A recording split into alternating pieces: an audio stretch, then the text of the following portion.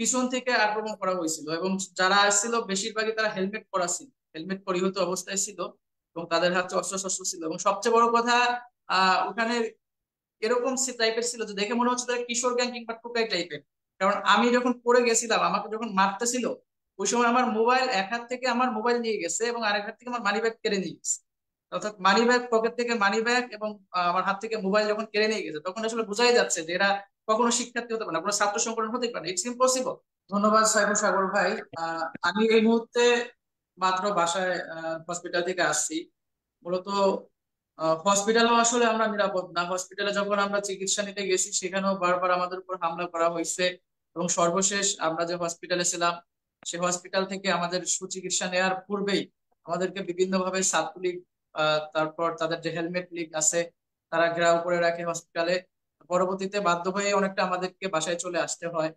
এখন আসলে সারা দেশে একটা ভীতিকর পরিস্থিতি গড়ে উঠেছে যে আমরা কোথাও কোনো নিরাপত্তা আপনি কি পাচ্ছি না। ধরনের প্রতিটা আঘাতপ্রাপ্ত হয়েছেন, মানে আপনার উপরে কি হামলা করা হয়েছে?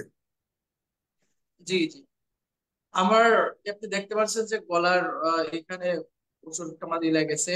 আর আহ, হাতের যে ইয়ে আছে, হাতের স্টেপ পাচ্ছি মূলত টিএসসি থেকে। যখন আমরা বিজয় একাত্তর হলের দিকে যাই, আমরা যখন শুনতে পারি যে আমাদের কয়েকজন শিক্ষার্থী ওখানে, তাদেরকে আটকে রাখা হয়েছে, এটা জানার হুম। পর আমরা যখন ওইদিকে যাই, আর তখনই মহসিন হল এবং বঙ্গবন্ধু হল থেকে, হলের ওই দিক থেকে আহ, আমাদের উপর আক্রমণ করা হয়। এক পর্যায়ে আমরা যখন সামনের দিকে আগায় আসতে থাকি, তখন আহ, দুইটা বোন ছিল আমাদের, দুজন নারী সহ দুটা বোন। তো তাদের উপর ছাত্রলীগের কিছু হেলমেট পরিহিত ছিল, হেলমেট পরিহিত কিছু বাহিনী তাদের উপর আক্রমণ করার চেষ্টা করে। তো তারা খুব বাঁচাও বাঁচাও বলে চিল্লাচিল্লি করতেছিল।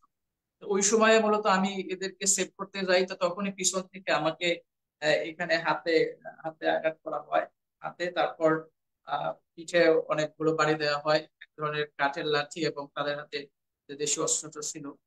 তো বাড়ি দেওয়ার পর আমি যখন পড়ে কারা যাই, আমি কারা পড়ে আপনি কি যাওয়ার চিনেছেন পরে তাদেরকে, কারা আপনাকে আক্রমণ করেছে এবং কারা আপনাকে আঘাত করেছে, তাদেরকে আপনি চিনতে পেরেছেন কিনা? এবং এরপর আপনি কোন হসপিটাল আসলে আপনি চিকিৎসা নিয়েছেন, আহ একটু বলেন। হুম।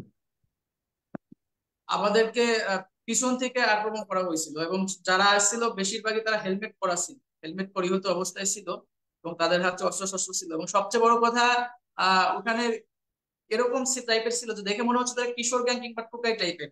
কারণ আমি যখন পড়ে গেছিলাম, আমাকে যখন মারতেছিল, ওই সময় আমার মোবাইল এক হাত থেকে আমার মোবাইল নিয়ে গেছে এবং আরেক হাত থেকে আমার মানি ব্যাগ কেড়ে নিয়ে গেছে। অর্থাৎ মানি ব্যাগ, পকেট থেকে মানি ব্যাগ এবং আমার হাত থেকে মোবাইল যখন কেড়ে নিয়ে গেছে, তখন আসলে বোঝাই যাচ্ছে যে এরা কখনো শিক্ষার্থী হতে পারে না, কোনো ছাত্র সংগঠন হতে পারে না, ইটস ইম্পসিবল। যারা এইভাবে নৃশংসভাবে আমাদের উপর হামলা করে, বিশেষ করে মেয়েদের উপর। আমাকে মূলত হামলাটা করা হয়েছে যখন আমাদের নারী বোনদের উপর আক্রমণ করতেছিল। আমি সেটা যখন তাদেরকে সেভ করতে গেলাম, ওই সময় মূলত আমাকে হামলা করা হয়েছিল পিছন থেকে। পরবর্তীতে আমি যখন পড়ে যাই, পড়ে যাওয়ার পরে আমাকে বুট, তাদের পায়ের জুতো এবং হাতে বিভিন্ন অস্ত্র শস্ত্র ছিল, সেগুলো দিয়ে পিঠে বেশি আঘাত করা হয়।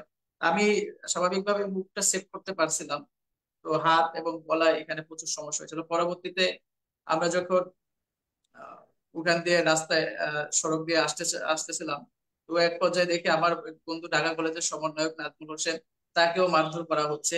তা আমি নিজে আহত অবস্থায় নাজমুলকে, ওখান থেকে নাজমুলকে সেভ করার চেষ্টা করি। এখনো নাজমুলের অবস্থা খুবই খারাপ, আশঙ্কাজনক। আমরা একই হসপিটালে ছিলাম। তো পরবর্তীতে আহ কোনো মতে আমরা ওখান থেকে প্রাণ নিয়ে সোজা চলে আসি। চলে হুম। আসার পরে আমরা যখন ঢাকা মেডিকেলের দিকে যাই, ঢাকা মেডিকেলে যাওয়ার মধ্যে ওইখানেও বেশ কয়েকবার আমাদের উপর হামলার চেষ্টা করা হয়। সর্বশেষ যখন আমরা ঢাকা মেডিকেলে ইমার্জেন্সি বিভাগে যাই, ওই সময় পরবর্তীতে আবার সরাসরি তারা হামলাও চালায়। সবচেয়ে নিক্কাজনক অবস্থা যে একটা পুরো রাষ্ট্রযন্ত্র আমাদের বিরুদ্ধে লেগে গেছে, যেখানে আমরা কোথাও গিয়ে স্বাভাবিকভাবে করতে পারছি না। হসপিটাল থেকে বাসায় যাবো, সে বাসায় যেতে পারছি না, আমার বাসার নিচে ছাত্রলীগের লোকজন হেলমেট বাহিনী নিয়ে বসে আছে। আমি আরেকজন বাসায় আসতে হলো হসপিটাল থেকে, আমার আরেকজন হুম। আত্মীয়র বাসায়। আসলে পুরো পরিস্থিতিতেই আসলে মানে আমাদের আপনার এগেইনস্টে। বাসাতেও ছাত্রলীগ গেছে? জি, আপনার বাসাতেও ছাত্রলীগ গেছে বলতেছেন?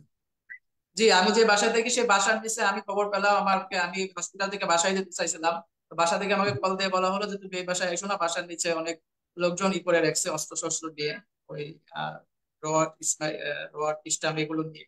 এই কারণে আমি বাসায় নিয়ে কিন্তু না গিয়ে আমি আরেক ভাইয়ের বাসায় এখানে আসতে হলো আমাকে।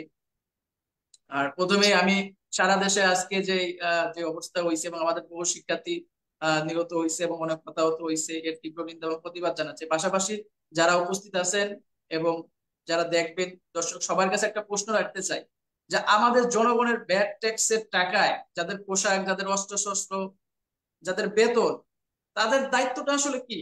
বাংলাদেশের পুলিশ ফোর্সটা কেন আছে, এই প্রশ্নটা আমি আসলে করতে চাই। আমি আমার কথা বলতে কষ্ট হচ্ছে, কিন্তু তারপরেও কথাগুলো বলতে হবে।